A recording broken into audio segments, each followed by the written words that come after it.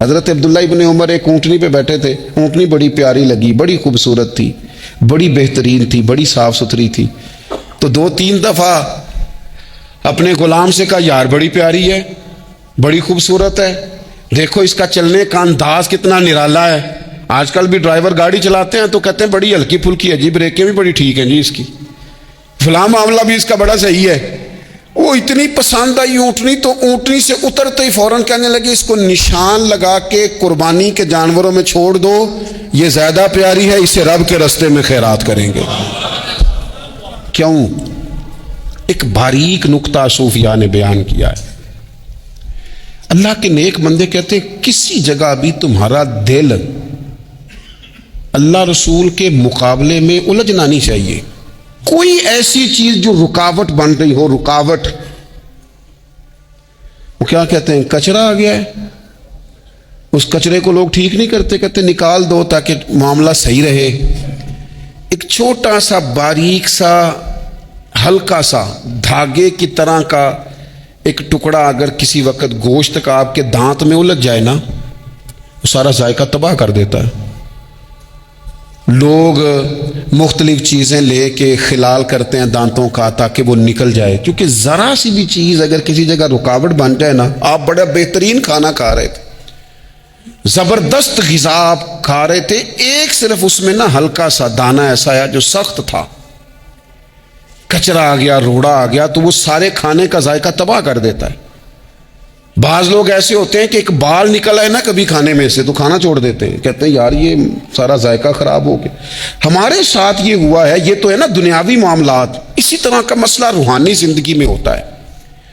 کئی دفعہ نا ہم ماننے کو تیار نہیں ہوتے، لیکن ہمارے اوپر دولت کی محبت پوری طرح سوار ہوتی ہے، وہ سجدے میں ذوق آنے نہیں دیتی.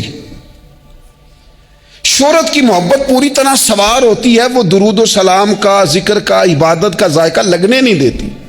وہ جو کہا تھا نا والذین آمنوا اشد حبا للہ، ایمان والے سب سے بڑھ کر اللہ سے پیار کرتے ہیں، سب سے بڑھ کر رسول اللہ صلی اللہ علیہ وسلم سے محبت کرتے ہیں. کیوں کہا گیا تھا؟ اس لیے کہ ان محبتوں کے مقابلے میں ذرا بھی کوئی اور محبت آتی ہے روحانی ذائقہ خراب کر دیتی ہے. ہمارا دل نہیں لگتا، ہم بور ہوتے ہیں، ہم پریشان ہوتے ہیں. مسئلہ یہ ہے کہ جس دل میں صرف رب رسول کو ہونا چاہیے تھا وہاں شہرت آ گئی ہے، شہرت کی محبت آ گئی ہے، دکھاوا آ گیا ہے، مال آ گیا ہے، کئی قسم کے ہم نے بت معاذ اللہ اکٹھے کر لیے، اور پھر وہ ساری کیف مستی آئے. یہ کیسے ہو سکتا ہے؟ حضرت عبداللہ ابن عمر رضی اللہ تعالیٰ عنہ کے پاس ایک گدھا تھا. ہم پنجابی میں تو کہا کرتے تھے کہ بڑا ساؤ جانور ہے، بڑا دھیما ہے، بڑا اچھا ہے، سواری بھی کرتے تھے اس پہ، اس پر بوجھ بھی رکھتے تھے، اور بھی کئی کام، جانوروں کا چارہ بھی اس پہ رکھ کے لایا جاتا تھا. بہت سارے لوگ اس کی تعریف کرتے تھے کہ ظاہر ہے اس وقت یہ جانور ہر گھر کی ضرورت ہوتے تھے. لوگوں نے بڑی تعریف کی کہ جناب یہ گدھا بڑا اچھا ہے، بڑا عمدہ ہے. اب بعض چیزیں ایسی ہوتی ہیں جن سے دل لگ جاتا ہے. کچھ نوجوانوں نے گھروں میں بلی رکھی ہوتی ہے، گھوڑا رکھا ہوتا ہے، جانور رکھے ہوتے ہیں، ان کی پوری توجہ انہماک. ہم دیکھتے تھے دیہاتوں میں کہ بزرگ اگر کہیں چلے جاتے تھے سفر پہ تو وہاں سے بھی پیغام بھیجتے تھے کہ گائے کو چارہ ڈالا کہ نہیں، بھینس کو نکالا کہ نہیں، تم نے باڑے سے دھوپ چھاؤں کا خیال کیا کہ نہیں. وہ چیز ذہن میں آ جاتی تھی. حضرت عبداللہ ابن عمر رضی اللہ تعالیٰ عنہ وہ گدھا چونکہ بڑا پیارا تھا، بڑا اچھا جانور تھا اور بڑے کام کرتا تھا، بہت سارے معاملات گھر کے اور کھیتی باڑی کے اس کے ذمے تھے، تو گھر والے بھی کہتے کہ اس جانور کی وجہ سے بڑی خیر ہے، بڑے کام ہو جاتے ہیں، آپ کا بھی خیال تھا.